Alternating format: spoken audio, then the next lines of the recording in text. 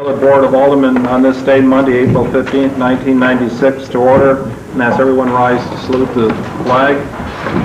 I pledge allegiance to the flag of the United States of America and to the republic for which it stands, one nation, under God, indivisible, with liberty and justice for all.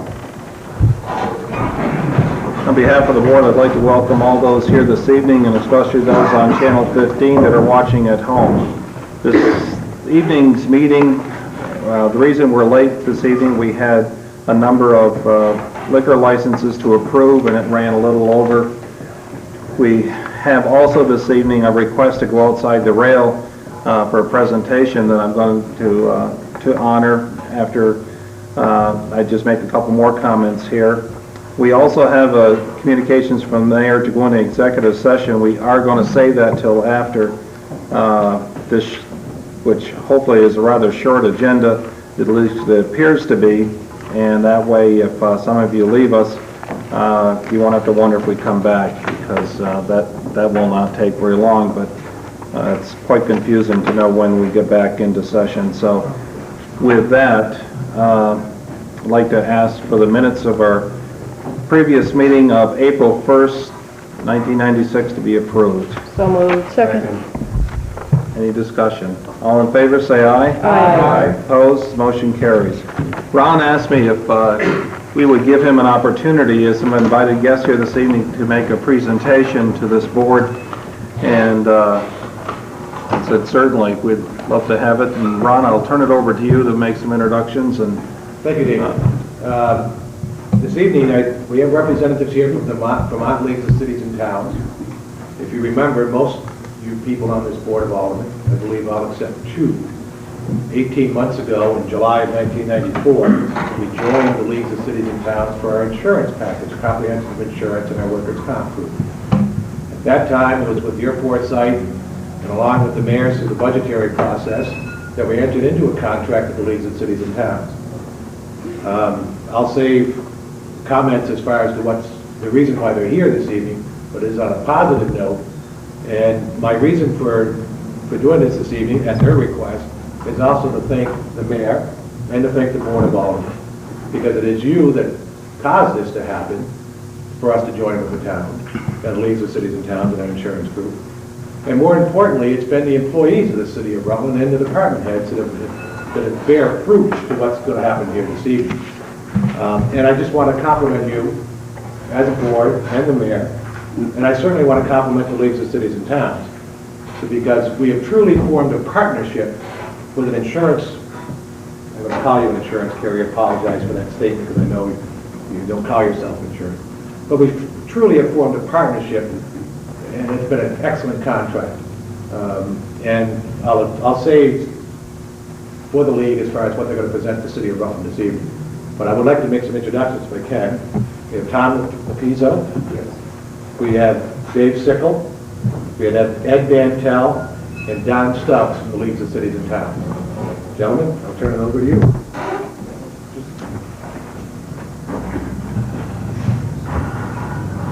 I've been with the Vermont League of Cities and Towns for 17 years.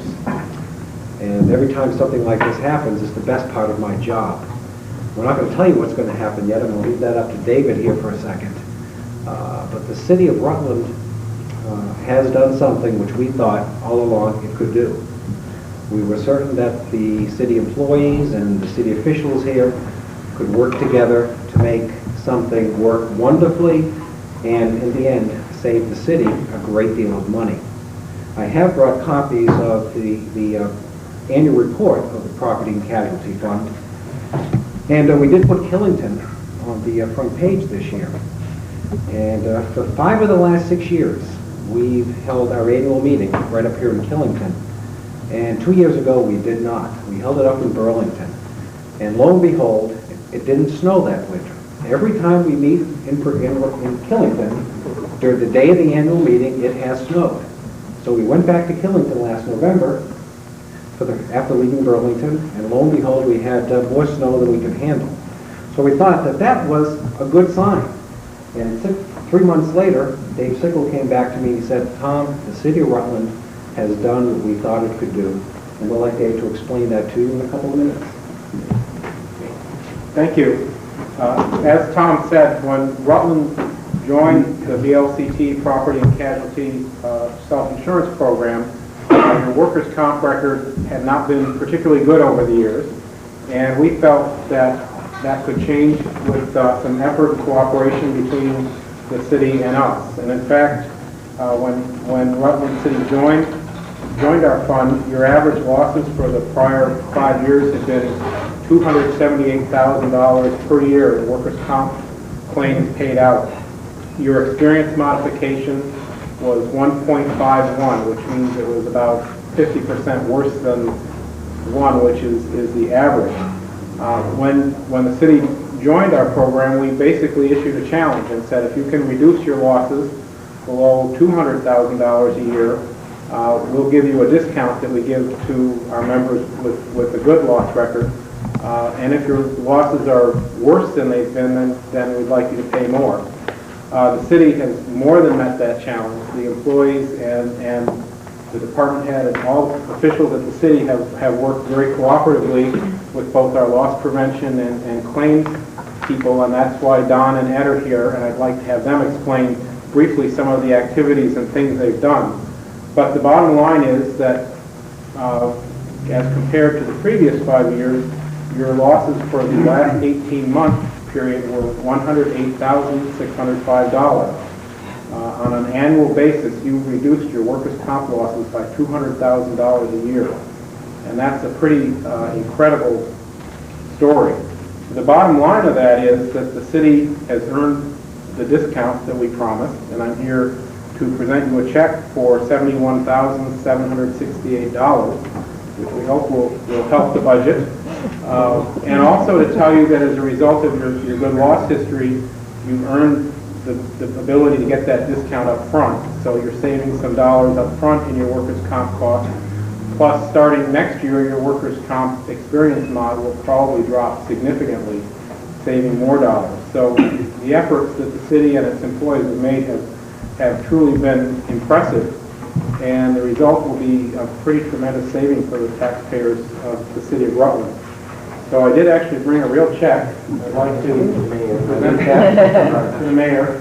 Okay. Congratulations, and to keep up the good work.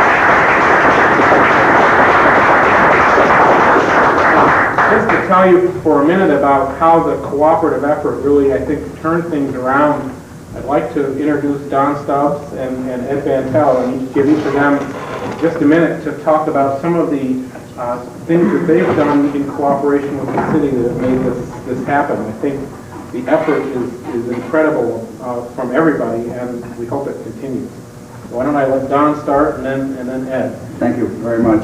It's a pleasure to be here. It's interesting because it was a little over a year ago I sat in this very room with the mayor and all of the department heads, and I really want to thank you, Mayor Winberg, for your pushing effort to the employees of the city of Rutland to tell them how important it was to be involved in this sort of an effort and to spur them on with his endorsement of what our programs have been and were going to be. And he was taking a long shot on us, I think, as we were with the city of Rutland.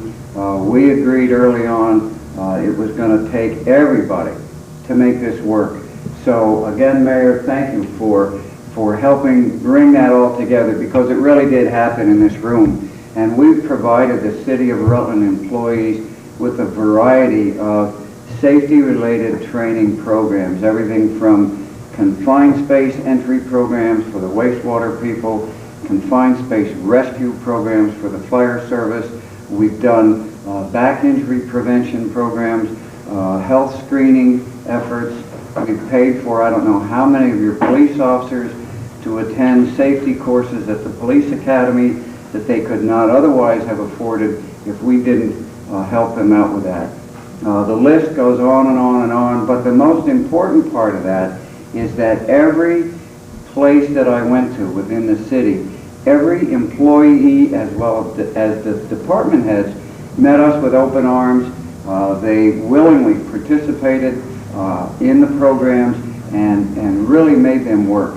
And I think if we can keep the effort going, it's going to take the encouragement of the city council and the mayor, and I think the rewards are not only for the city, but for the employees themselves. And they have made us feel very welcome. And I want to say thank you to the board for going with the program, and I think all of us continuing this kind of an effort can continue to make good things happen.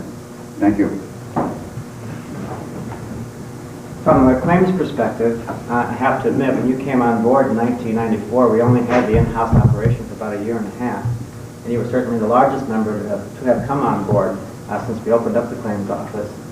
So it was a little bit daunting to try to figure out what impact that was going to have on our claims operation. But likewise with Don, we came down here, we met all of your department heads, and we very immediately established a really good rapport with the department heads and the employees. And I think what has happened is there's been a rapport between our office and your various departments that has really been instrumental in helping to curtail claims costs. Claims are being reported very, very promptly.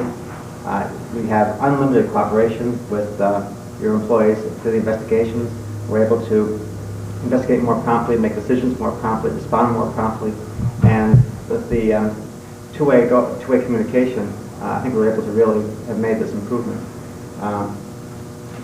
It's not normal that you get this opportunity to work with a group like this. You don't get this in the commercial insurance, but through the Vermont League of Cities and Towns, we'll have this ongoing time to be able to continue to work this out. So I thank you all. For me, as claims professionals, it's great to see this type of an outcome. Thank you. If I could just offer my thanks too, first of all to the board for considering and then supporting the change. Second of all to the folks at Facet.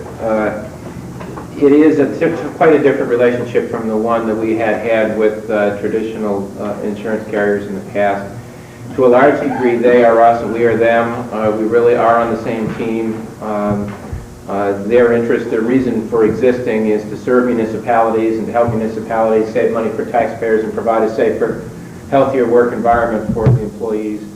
And they have done that in an extraordinarily short period of time here in the city of Rutland.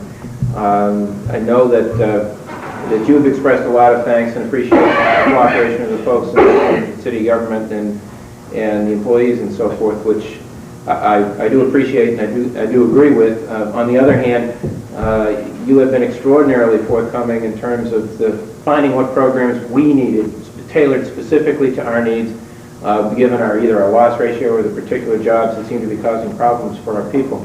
And that kind of a responsive relationship from you folks has been, right on the money in terms of what we were looking for. When I say on the money too, at no charge in most cases, or in all cases, as the case may be, which has also been particularly helpful. The last and most important folks that need to be thanked are the employees of the city of Rutland. They are the ones who really pulled this off when you get right down to it. They're the ones who not only attend the training, read the booklets, but they apply all of the new information and all of the stuff that makes it possible for this kind of a result. They're the ones who are getting the benefit of a safer working environment, but we're all going to benefit from the economic savings, most importantly the taxpayers, but the budget, the taxpayers directly, and the people of the city of Rutland indirectly will be benefiting from these efforts as well. But the real heavy lifting, if I can use that term, was done by each and every one of our about 165 employees, and they're the ones who really deserve most of the accolades that they've pulled it off. There's still more to do. We're not all the way there. We can do better, and I'm sure we will. But this is really remarkable, and I want to thank you and mostly the employees for what they've done. Even if I can, following up on that, it's our intent. I've talked with the mayor, not at this meeting this evening, but probably at your next meeting, the first meeting in May. We certainly wish to come back to this board, and it's our intent to do an employee appreciation day to reward our employees. We haven't worked on the details of that. We certainly want to reward you as board members. You are employees of the city, and you are included in this. We are trying to work out details now, how we can do this, what we can do, we're thinking of basically a family picnic type thing for our employees on a Saturday or Sunday at George Henry Park, and try to throw something in and do something. So if you certainly have some suggestions, we'd like to hear them, but it's our intent to come back to this board at your next meeting in May, first meeting in May, to try to firm that up and do something for our employees.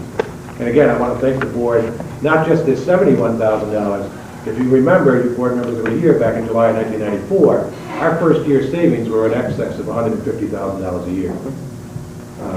So that's a tribute to you and the mayor and to the taxpayers of the city of Rutland. And thank you very much. Thank you. Thank you, Rob. On behalf of the board, I'd like to thank the leagues of cities and towns, all of you that made the trip to Rutland tonight, the good work, and thank you very much. And I did tell Ron that I did sign those checks, Ron, but my signature's not good past 8:30. Can I pass this to the chair, David, maybe for the record? This is a letter from the league as far as this tonight. Otherwise, Mary would like to have that for the minutes. Bill?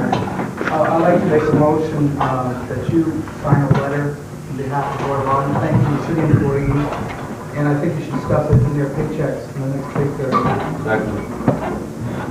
Is that a motion? That's a motion. And I second it. All in favor, say aye. Aye. Opposed? Motion carries. Okay, moving on in the agenda. David, can I take up one more thing outside the rail? Yep. It's not on the agenda, if I may. Yep. Go ahead, Rob. Last meeting, Chair, meeting before. Meeting before. Meeting before, you approved the solicitation of requests for proposals on a purchase review of the purchasing agent or the purchasing department. We had put out those RFPs. They were due back in last Friday, the 12th of April. We received 3 responses, and I'm asking the board tonight to suspend your rules to, by charter, professional services contract has to come back to this board and be approved. Those professional services contract, I'm asking you to approve the bid to A.M. Peisch and Company for $2,850. Mr. Chairman, I'd like to move to suspend the rules. Second. Motion's been made and seconded to suspend the rules. All in favor, say aye. Aye. Opposed? Motion carries. I'd like to move to award the proposal for external review of the purchasing functions for the City of Rutland and the City of Rutland Public Schools to A.M. Peisch and Company for a total not to exceed $2,850. Second. Motion been made and seconded. Questions of the motion? Alderman Cassarino. Yeah, who are the other two? Other two was a Jeff Bradley, CPA, and the other one was J.M. Carney and Associates. They were sent to, we took the listing of all CPA firms in the yellow book, quite honestly in the telephone book, and sent them to all of them. There was probably 16 or 17 RFPs that went out, Jeff. And remember, this is being shared 50-50 with the school department. Other questions? Wendy? Is A.M. Peisch the auditor for the school? Or Yes. for us? For the city. Does that represent a conflict of interest? I don't think so. What it has done is it certainly allowed them to do a RFP knowing the system. But I don't see this as a conflict. I have not had the opportunity to check with Chris or Henry on that. I talked with him informally. I did not get a response that it was. As I stand here, I don't see how it is. They're certainly independent. They're asking for a review process outside of their auditing process. We sent it to all CPA firms. I don't see where a conflict would arise, even a perception of a conflict. The other question I have is what makes that proposal stand out in your view? All 3 were excellent. They really were. And if you look at them, I'll be glad to share copies with you. All pretty much identical. And it basically came down to the bottom line. What we really wanted was somebody to come in and do the evaluation, not just do them to show us to them, but give us a timeline to make the changes, how to implement those changes, and make sure they're done. Those are the 3 key areas of the RFP that went out. And all 3 responded adequately to those goals. So you feel perhaps it's the familiarity with There's no other way to put it. The system that Familiarity made you of the most system, comfortable I'm sure with it cut those. down the man hours that allowed them to bid at a lower price. And the project will begin April 22nd and be completed by May 24th, which allows us to work into the budget time. Mr. President, Bill? the 50/50 is the 2,000, or is that our share? 20, no, 2,850 is the total. total. Total, so Net that, 50. Any other questions? The motion? Seeing, hearing none, all in favor, say aye. Aye. Opposed, the motion carries. Just a question, please. Do we need to send this to the school board, or is that something that you will take care of? I'll as take well? care of that. Okay, thank you. Okay, thank you. Moving on to the agenda. Thank you very much. Communications from the mayor, the resolution, it's on page 2. Jeff, would you like to speak to that? Alderman Clifford, as chair of the Recreation Committee, expressed the desire for the Board of Aldermen to be given an opportunity to properly express your appreciation and the appreciation of the people of the city to Mary Giorgetti for her extraordinary act of generosity, contribution of $125,000 toward the upgrade and improvement at Giorgetti Rink and Giorgetti Park. And at his request, I've drafted this for your consideration this evening. For the record, and again, at Alderman Clifford's suggestion, I asked Mary if she would like to come here this evening and receive personally the appreciation of the mayor and the Board of Aldermen, and she declined, which is certainly her right. But I think it would be very appropriate if we could get the signatures, or if there's a need for modification, certainly that could be done. If we could get the signatures, and then we'd have it appropriately matted and framed and then presented in the near future. I think that would be appropriate. Perhaps someone would like to read the resolution. I move that the secretary read the resolution and that it then be circulated for signature. Second. Motion been made and second. Oh, you are, sorry. Amend that to clerk. Whereas Giorgetti Park was donated to the people of Rutland thanks to the vision and untiring efforts of John Giorgetti, and whereas through numerous improvements over the years, Giorgetti Park has hosted everything from hobgoblin hikes to senior picnics to rollerblade competitions, and has brought untold hours of enjoyment and joy to thousands of Rutlanders, and whereas the demand for improved facilities has grown, especially at Giorgetti Rink, which is the city's only municipal ice skating facility, and whereas at Mary Giorgetti's direction, nearly $60,000 was recently distributed from John Giorgetti's estate for the benefit of making improvements to Giorgetti Rink, and whereas in an act of extraordinary generosity, Mary Giorgetti has contributed an additional $125,000 of her own funds toward the upgrade and enhancement of the rink, including funding for an ice resurfacer, dasher boards, and windscreens for the building. Now therefore, on behalf of all the people of Rutland, the undersigned members of the Rutland City Board of Aldermen express their deepest appreciation to Mary Giorgetti for the vision and commitment of her late husband John, and for her personal contribution, which is enabling a substantial enhancement of the facility that bears his name. Any debate or comments? All in favor of the motion on the floor, the resolution, say aye. Aye. Opposed? The motion carries. Okay, moving on to standing committees. Jeff? Excuse me, I'm sorry. If you remember, we had a conversation a few days ago, and you suggested or requested that I prepare a letter for the board's consideration. We could take it up now. You haven't seen it. I have a pile of them here. We can hand it out now. We could do it under new business, but I thought I'd give you the option by mentioning it at this point. Okay, if we could take it under new business, that'd give it a chance for us. Jeff, if you would pass it out. I'll have it handed out. Yep. Maybe get a chance to breeze through it before we actually decide to vote on it. Thank you. Okay, standing committees. Any standing committees? Wendy? Community development, Yes. I have a report. It's for information only. We don't have to take any action on this tonight, but I just want to impart the information to everyone here. We met April 11th at 5:30 5:40 p.m.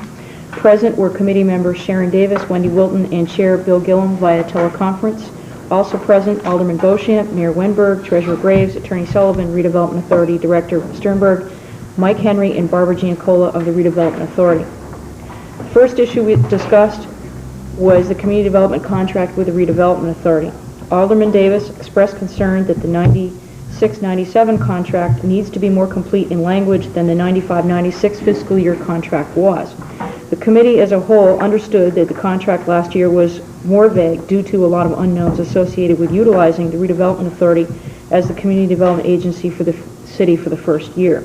Director Sternberg was open to more specifics and more detail in the contract for the scope of work in the upcoming fiscal year. A discussion ensued regarding the Redevelopment Authority's role as the de facto city planner in the administrative sense in the absence of a full-time planner. The need to update the city's master plan was also discussed. The Redevelopment Authority would be willing, via the community development contract, to carry out the administrative tasks associated with updating the city's master plan under the direction of the Planning Commission. Alderman Davis expressed that this task should be detailed and included in the a proposed contract with the Redevelopment Authority for the next fiscal year as one encompassing contract. The committee took no action on this issue. The committee requests all board members, that's everyone here, contact Director Sternberg with suggestions for the scope of work prior to April 23rd, that's next Tuesday, so the Redevelopment Authority commissioners can review the proposed contract and he can prepare a proposal for us. Some ideas along these lines may be areas of endeavor that you would like to see Redevelopment Authority take on as part of community development, or representation to area councils or hearings or things of that nature. The committee will look at the details of the updated proposal for the next committee meeting with anticipation that we can take this up at the Board of Aldermen meeting April 29th. Also, pardon? May 1st. We don't need the 29th. May 6th. May 6th. Okay. May 6th. Excuse me. I'm sorry. I'll amend my minutes. Also discussed was the potential Zamias impact revenue. This fee income would be taken as revenue and thus spent as expenditures via the mayor's budget. For fiscal year 1996 to 97, Alderman Wilton suggested the Community Development Committee spend time as a group with the mayor discussing priorities and developing a well-thought-out approach to its best applications. Other issues pending in committee, and we welcome input on these issues, are Paramount Theater, downtown planning, gateways, exit agreement with CVPS, plaza parking and downtown parking plan, transit center, potential for passenger rail downtown, Lincoln School is a potential project, housing issues, regional recreation concepts. Meeting adjourned at 6:30. When was the Zamias money put into community development consideration or discussion? Was it ever? Money here.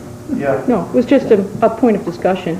My report is just information The question tonight. was to Ron Graves is when did it come on board and what was the total? I understand what my concern would be, since the money is going to general fund, does it go to community development for a discussion where it should be used?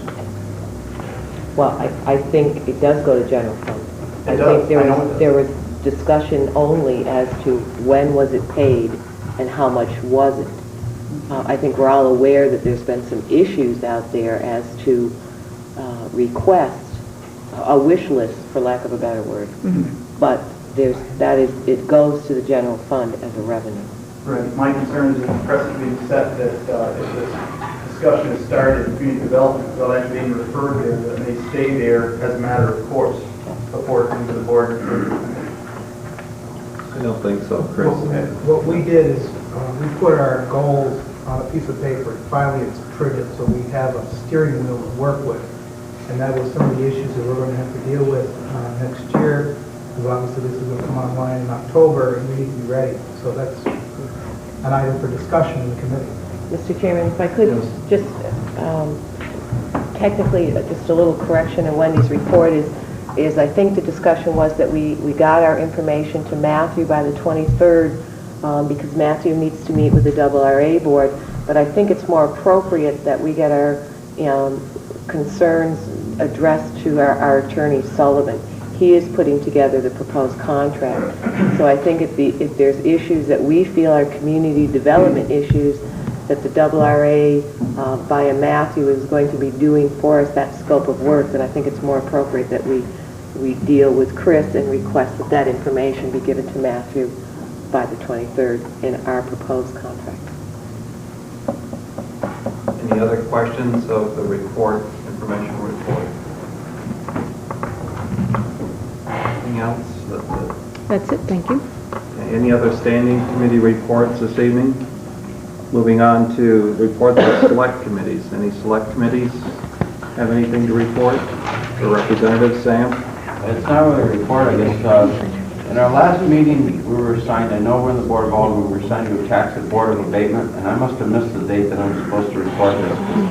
Barry and I went on the inspection, and when is that scheduled? May 20th. Is it? Okay. I was just curious. I missed it last year, you know, you didn't even go to the house.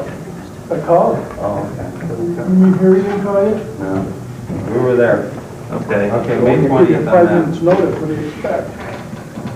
Okay, we have no other reports to select or representative committees this evening. We'll keep moving. Alderman Wilton, I'm sorry. Just a quick announcement. Yep. The Rutland West Neighborhood Housing has its 10th year this year. They will be celebrating May 1st. Everyone on the board will get an invitation to their annual meeting at which they'll be celebrating their 10th year.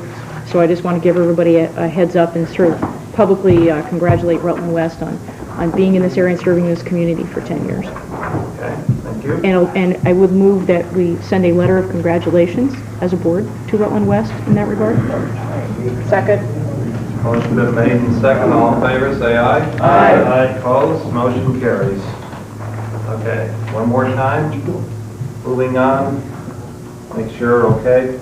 Let's move on to petitions, letters, miscellaneous communications. United Way request to use a parking deck.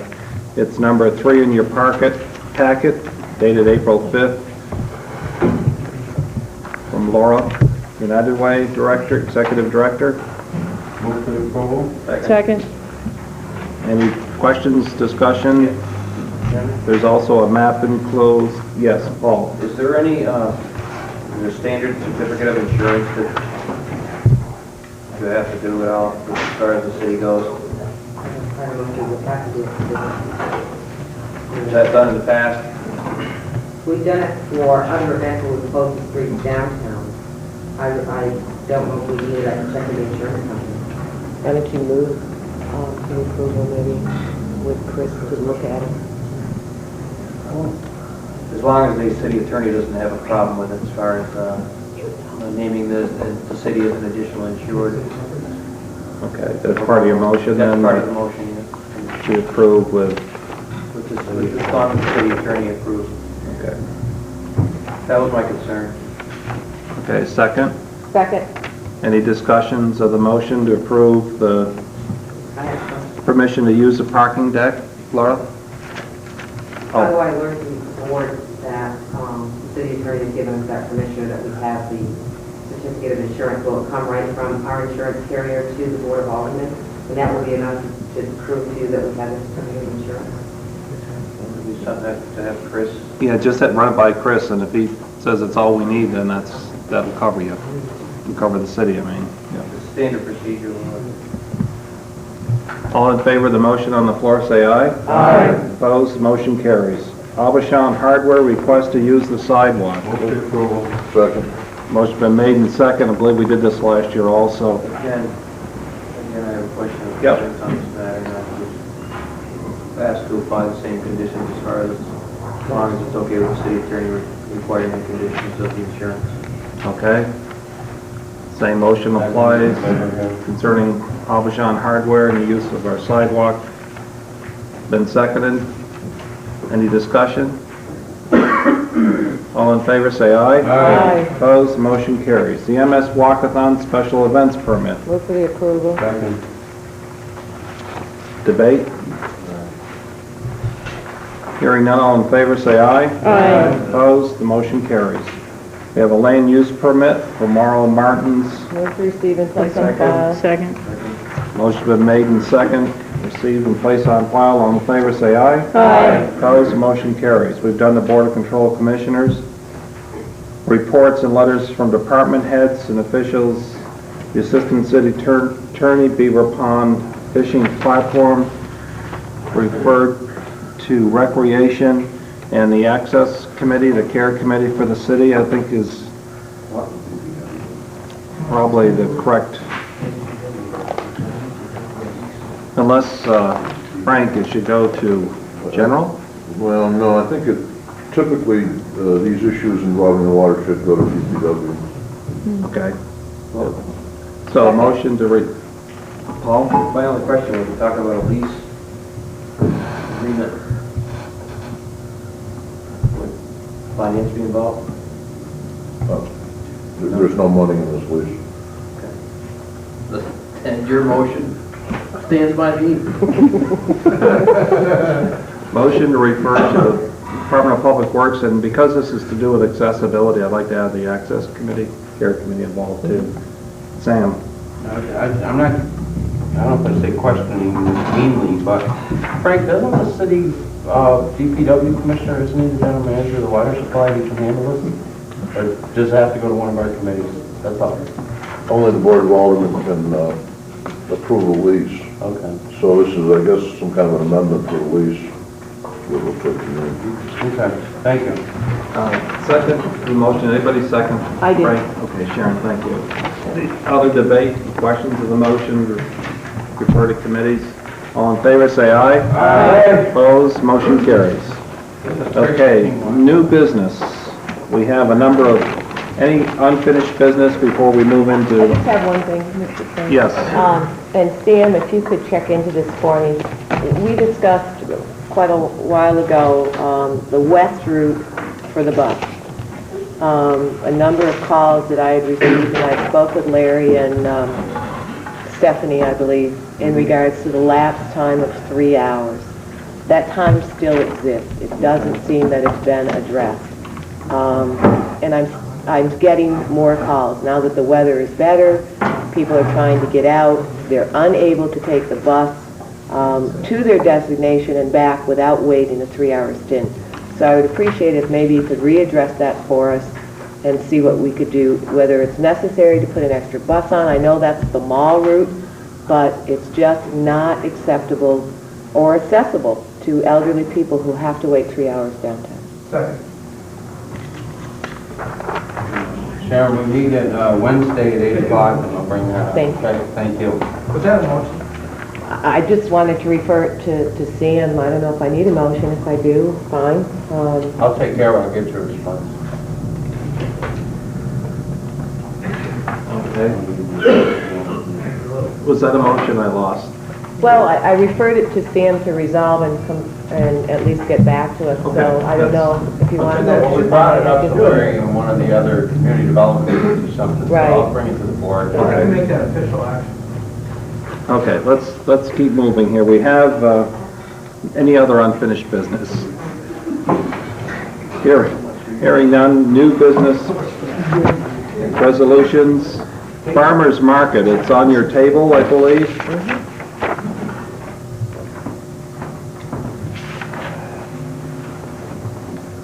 And this is from the Rutland Partnership and Leaf Dolan, Superintendent of Forest and Parks, concerns the annual license fee for downtown farmers market. I'll move to accept the blanket fee of $500 for non-exempt market vendors. Second. Motion been made and seconded. Any questions of the motion or the letter herein? Sam?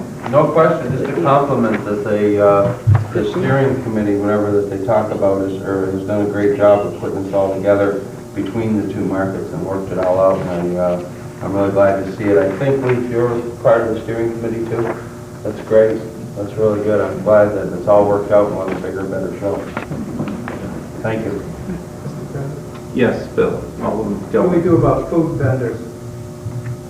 They're covered under the same. Can we put a restriction on it? They're selling food or preparing food down there, they fall under the Vermont Health Department standards? And get the license and inspected? That's for the health department. Our licensing ordinance doesn't address that. We can't impose those. Lee, would you like to comment? Well, in working with folks, one of the agreements we have is any food prepared for sales, they have markets need to conform with any health local state codes. So they understand that, they are totally interested in complying with that. These vendors that come in, are they paying a fee to the market, to the area market? They do. That helps their operating budget with respect to advertising, marketing, entertainment, and other associated costs they have with the market management. Are they also paying the help partnership for advertisements for downtown, or? That part of joint effort there too. The four concerns that have got together, we've knocked out a lot of those ideas of how we can, with the cumulative effect of all those resources together, do more. My only concern is, I mean, the folks who have health licenses in the downtown area are paying an extra special benefits district tax to do business downtown. Somebody else is cooking out on the park, does not pay that, just concerned about that. I just don't think it's fair competition, the same playing field. Is that a state permit? Pardon me? Is that a state permit? If you cook food anywhere to the general public, you gotta have a health license. They understand that as a stipulation. Okay, any other questions to the motion? Hearing none, all in favor of the motion, say aye. Aye. Opposed? Motion carries. We have another special events permit, the Casey's Walkathon. That's been also wasn't part of your packet. That's Christ the King. Move for the approval. Second. Any questions? It has all the signatures of department heads. Any questions? All in favor, say aye. Aye. Opposed? Motion carries. Okay, now we have the letter that was dated April 15th. Paul. I have two items under new business I'd like to... Yep. The first of which is I'd like to request of the traffic committee. I think it was over a year ago approximately, I had made a request to look into the possibility of putting a traffic light at the corner of Stratton Road and Killington Avenue. I've had, although it was moved that the traffic committee didn't feel it was necessary to put there, still having concerns with neighbors in that area. Apparently, there's been more accidents, and people are concerned about people jogging at night, and even though there's a sidewalk there now, traffic is backing up. I'd like to see that revisited, if it's possible, and if I could, would you please, you know, when do they meet? This Friday. This Friday at 9 a.m. Okay. That way, if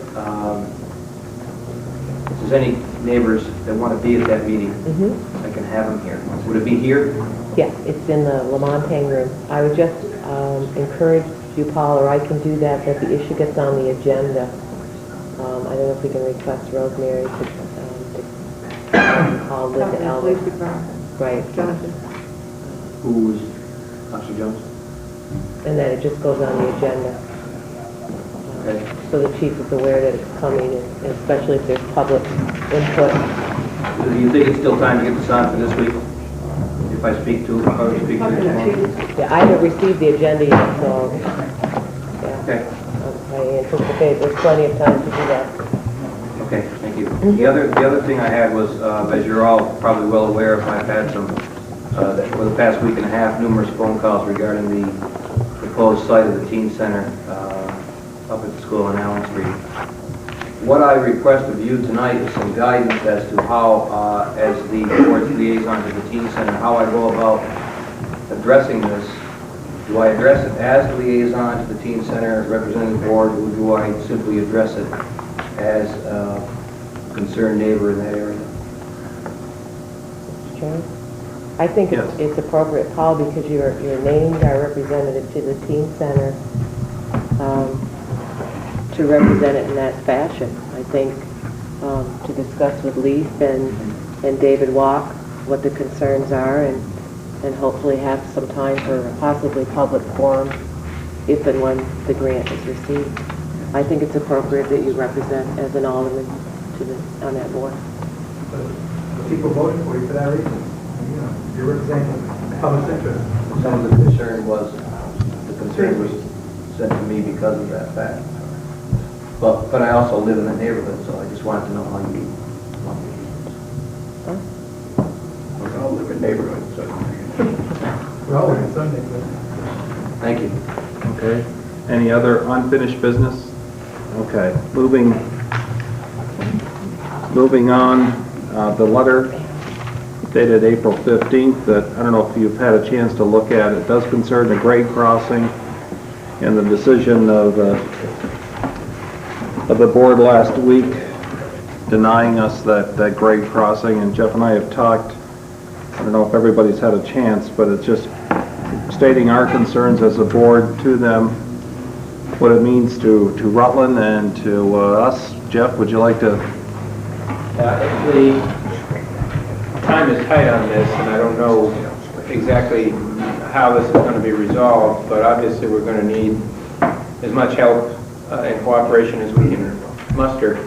It's addressed to all interested parties, and my thought would be it would be sent to the governor, it would be sent to key members of the legislature, it would be sent to the railway, it would be sent to absolutely anybody that may have an interest in this and may be able to provide some assistance to try to bring the real issue to closure, which is the issue of liability. And it's just one of many efforts I think we need to undertake to try to move beyond this, because we're in a bit of a tough spot here. If in fact the good news of the likelihood or possibility of Amtrak service sometime before the end of this year is in fact real, and right now it appears more real than at any time in the past, we're going to be engaged in a scramble to provide the platform and passenger station that is going to be required in order to accommodate the train. Our plans and our expectations from day one, one of our principal motivations for seeking this was to make sure that station and that those passengers enter our community in the downtown, and not to have it shoved out somewhere because of the railroad's inability to come to some agreement with us over the liability on the proposed crossing, which is necessary for the station, and so forth and so on.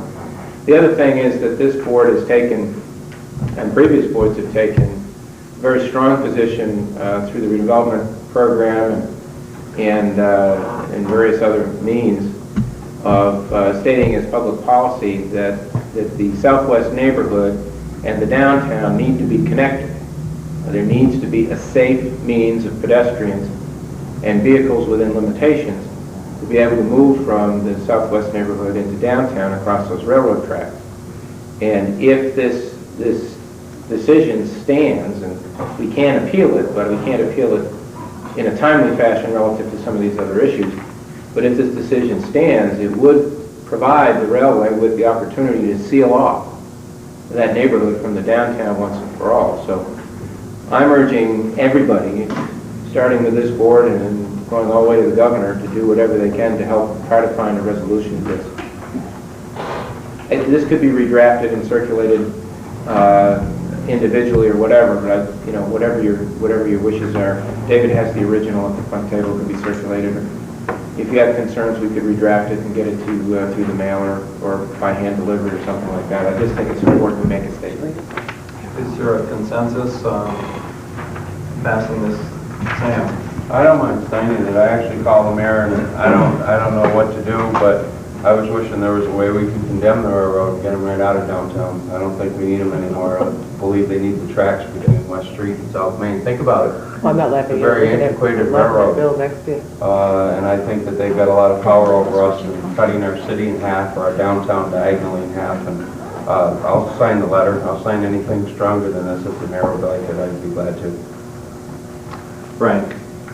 I essentially agree. I first of all would urge the administration to appeal the decision, but be that as it may, I've been troubled for some time about the attitude of the railroad and the fact that for the benefit of their shareholders, and that's really what we're talking about, private profit, they want to limit their liability. Certainly, I'm not suggesting that we shouldn't have the safest possible crossings, but to suggest that in order to accomplish that, it's necessary for us to indemnify the railroad makes no sense to me. That doesn't promote safety. That's a money issue. I find it even more incredible when we compare the statements that were made in the legislature about, and I know this isn't directly on point, but on the non-funding of Colgan, because it is a private enterprise, when apparently it's okay to seek ways to help the pocketbooks of those that own the Vermont Railway. Now, this is not the state we're talking about, this is private enterprise. So I agree with what Sam said. I think this needs to be stronger, if anything. And I'd also encourage the administration to continue to seek ways to reroute the railroad, and particularly those freight cars and tank cars that may pose a danger to some of our neighborhoods. John? Just in the mirror, it's my understanding, from what I read in this, $25 million for this little crossing behind the plaza, right there by central Vermont. Correct, that's the crossing we're talking about. The crossing itself, of course, would be upgraded to Vermont Railway's specifications. It would involve all of the latest safety devices. It would be the flashing lights, the bells, and the gates, with the automated gates, essentially at that location. And we came to an agreement. There were state officials, city officials, and railway officials in the room. When was that? About a year and a half ago? When they agreed that full indemnification would not be required. The railway backed off on that, but that $25 million would be their expectation in terms of insurance coverage. And there were state officials. There were probably 10 people in the room. And Mr. Pennington, who's the president of the railway, stated on the record and in front of all of those people, when asked, that given the design that the city has agreed to construct, is safety the issue? And he said, no, safety is no longer the issue. The issue before us is liability. And it is on that issue that we have gone through this entire process. Unfortunately, liability never even came up before the State Transportation Board. All the presentations ad nauseum by the railway were on safety issues, which had been set aside by the president of the railway himself in prior meetings. I'm, beside myself at the way this thing has been handled by those folks, quite frankly. In other words, and this has happened in the past, not that it's going to, but we're going to set a scenario. Say you got an engineer that's drunk and he goes crashing through it. Then the city of Rutland will be liable under this. We would be essentially paying insurance to $25 million maximum. At that time, which was about a year and a half, 2 years ago, when we priced it out, it was about $20,000 or $25,000 a year premium for a single grade crossing, which I couldn't begin to justify. It's clear that the city, if the city constructs the crossing, and the city owns and operates the road, it's clear that the city bears some liability. We've never questioned that. Right now, we carry $2 million of insurance at every single grade crossing in the city of Rutland. We do that throughout the city, and we do that without any hesitation. It's appropriate to protect the people of the city against what might happen out there. It is not appropriate to ask the people of the city of Rutland to assume the railroad's proper liability.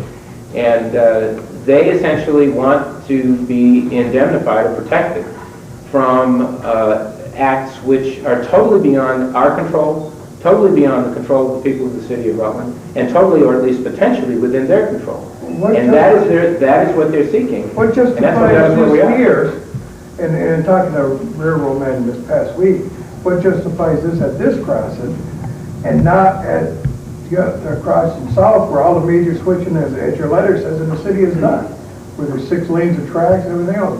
What justifies it for one set of tracks here and not down there? Well, as it says in the letter, at South Main Street, there is less safety equipment than there would be at Spruce Street Extension. Spruce Street Extension will, for all intents and purposes, be a service road. South Main Street is the busiest street in the state of Vermont outside Chittenden County. And that's where all their major switches. This will have more safety equipment than that has currently. And yet, you can take a look at Allen Street. Allen Street will have more traffic, has more traffic than Spruce Street Extension will. Allen Street barely has visible flashing lights. They don't have gates there. You can go on and on and on. Temple Crossing. You can go all over the city and find examples of this. The safety issue is a red herring. It's just there for the purpose of trying to pressure the city into agreeing something. So it's blackmail. They're holding a gun to their head. I've used the word extortion. I don't think there's any question. It sounds like they're holding a gun to their head. I agree with Frank and Sam. I think their letter ought to be a little stronger if possible. Go for it. I don't think you're telling the full story, Jeff. I think you need to tell them what's at risk besides just a railroad crossing. How everything is all pending together, sitting on domino. Our redevelopment program has always had, and Matthew's here too, he can speak to it, our redevelopment program has always had this new street, and the crossing is part of the street, as a key piece of the redevelopment of the shopping plaza, of giving the folks in the southwest neighborhood a front door entrance to downtown for the first time in 100 years.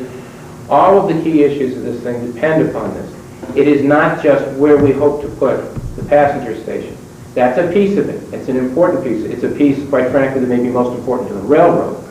But there are a lot of other issues that are a lot more important to the city of Rutland than even the railroad that are hinged into and tied into this crossing. And quite frankly, the Transportation Board said some things that I fully agree with in a decision, which is a purely political decision in my opinion. But they said some things that make a lot of sense. They said that the switching function around House Center ought not to be in the city. That's been our position for years. They said that the state should pay the money and the city and the town should get together and move the switching function into Rutland Town. That's been our position for years. The state even tried to do that about 5 years ago. Rutland Town obstructed it and the state walked away from the effort. So the switching function is still here. The Transportation Board, it appears to me, if you read the decision and you read it carefully with knowledge of all the facts and the history, what the Transportation Board is saying is because the state has not done, the state, the railroad, the town, the city, et cetera, et cetera, et cetera, we've done what we could do, but because the state has not done what it should have done to move that switching function out of the city, they intend to bring pressure on the state and on the railroad to bring that about by denying this crossing. So the crossing is not being denied for safety reasons, it's being denied for political reasons. Political reasons I fully support, but unfortunately, we can't wait 3 to 5 years, even with the full cooperation of the state and in Rutland Town, to see that switching function moved and still have our redevelopment program work. We need this crossing, we need it now, we need this years. That's what we're facing. Another thing that concerns me is I think the treatment of this issue, in a way, is a little bit capricious and not equal when you look at other towns and cities. In Burlington, by the waterfront, there are several grade crossings, all very close to recreational facilities. They're all there. None of them were taken away when all those developments happened. They're all there. And they have a lot more pedestrian and vehicle traffic going into the ferry than we have going across Spruce Street. Bicycles, skateboards, kids, people with baby strollers, the whole 9 yards. So I don't understand why one town is treated differently than another, and that really concerns me. Right. Just to add to that, in fact, the grade crossing closest to Vermont Railway's offices is much worse than anything that we have here in the city, and it is the grade crossing that goes to one of the landings, one of the boat landings in Burlington, the ferry specifically. Any ideas the board members individually or collectively may have for helping us to find a way through this? We are, of course, planning to appeal this to Superior Court, but because of a timing issue, we could conceivably prevail. I certainly expect that we would, but not if Amtrak's coming this fall. The train may get here with passengers on it, but we'll have no way to get them off the train unless we get this resolved soon. How does this affect the design process here? Well, go ahead. I think that if we get this issue resolved, we'll be ready to move on that quickly. If you remember, the overall Spruce Street project has been divided into 3 separate pieces. The storm sewer separation, Depot Park, and Spruce Street.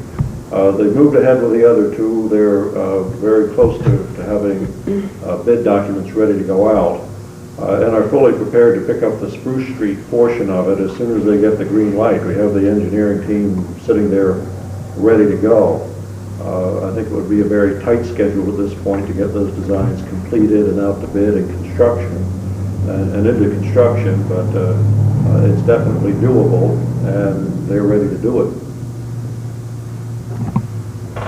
Any other questions then, Frank? Has Vermont Railway expressed any preference or indication as to where they think the station should be? No, they haven't. They've just said that, we'll find a place for it, kind of an answer. And I said, we found a place for it. That's where it's going, and it doesn't work without the crossing, has been my response. I'm just curious if they're in some way also attempting to move the station out of downtown Rutland. Well, I haven't said so publicly, but I have said privately in some conversations, and I haven't had a direct conversation since this was received with railway officials. What I just reported to you was prior to the decision being received. But I have said so, and I'll say so publicly tonight, that I would seek whatever authority or approval I need, that if there was an effort to put a passenger station outside the city of Rutland over against the wishes of this community, that we would fight it. And we would fight it in the permit process if necessary. And I would hope we'd have support for that if necessary. The whole point of this thing was to have that station in downtown Rutland. It's absurd that we are not even on that track and celebrating the fact that we may have service here this fall instead of scrambling around. It just seems absurd to me. Mr. President? Yes. I'd just like to make a statement. It is the policy of the state of Vermont to the Agency of Community Development that the downtown was the next to be developed. I think it's time for the taxpayers to call the governor's office and complain about this. Let them be their own little lobbyists. I think the only way they're going to react is get some public reaction from the taxpayers of the city of Rutland. They've got to call the governor to step in on this. I should, for the record's sake, point out that the Secretary of Transportation, Glenn Gershanik, and I have had several conversations on this. Glenn has assured me that he intends to, he personally will attempt to serve as an intermediary between the city and the railway to see if there's something there that he could do. I've spoken with Kathy Hoyt at the governor's office on a couple of occasions since this decision came down, and a number of other folks who do see, other folks in the administration, Montpelier, who do see the quandary that we're in, the conundrum that we face, and the degree to which this ruling or this decision could in fact put at risk something that a lot of people, the governor most especially, Senator Jeffords, Senator Ferraro, and many others who've worked valiantly under extremely difficult circumstances to put the money together to make this happen, that a lot of hard work that a lot of people have put in to make this happen could be in fact put at risk by our inability to make it work at the local level. So we're getting, I'm getting my phone calls returned. But any further support, such as this letter or anything else somebody might be able to convey to those offices would help reinforce and maybe put it a little higher on the priority list would be great. Right.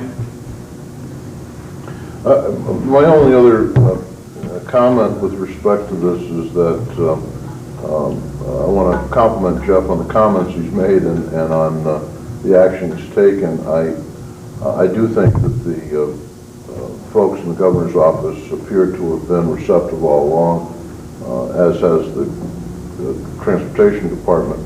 I think that if there's a villain here, it's Vermont Railway, and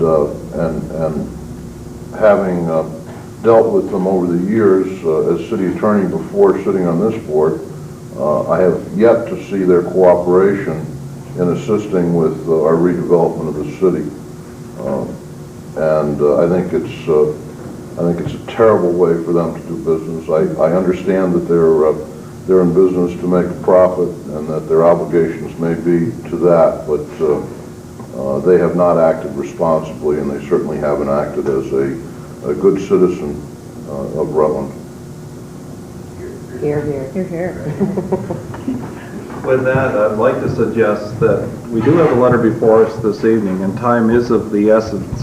I'd like to have a motion to have this letter sent out with the signatures this evening, and if we don't hear anything in the next 2 weeks or before we meet again, that gives us some hope that another letter, given the strong concerns of many members of this board, be resent with those concerns stated in it, Jeff, and with some flames around the edges. So, motion's been made to circulate this for signatures. It's been seconded.